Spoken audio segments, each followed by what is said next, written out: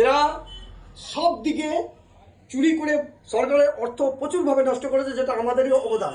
যেই টাকাটা আমাদেরই দেওয়া টাকা, সেই টাকাটা এরা চুরি করে নয় ছয় করেছে। 1 নম্বর, চাকরি ক্ষেত্রে বলুন, হসপিটাল ক্ষেত্রে বলুন, স্বাস্থ্য ক্ষেত্রে বলুন, সরকারি স্কুল বন্ধ ক্ষেত্রে বলুন, চুরি তো কোনো বাদ দেয়, কিডনি থেকে শুরু করে চোখ পর্যন্ত চুরি করেছে। তাই আমার মনে হয় আমজনতা উচিত এই ব্যাপারে চিন্তা ভাবনা করা, এবং সামগ্রিকভাবে যত সনাতনী আছে তারা যেন অবশ্যই এই ব্যাপারে চিন্তা ভাবনা করে পরিবর্তনটা করুন। এছাড়া আমার বলার কিছু নেই। যদি না দেয়, যদি না পরিবর্তন করে, বাঙালি সনাতনীরা মূর্খের জগতে বাস করছে।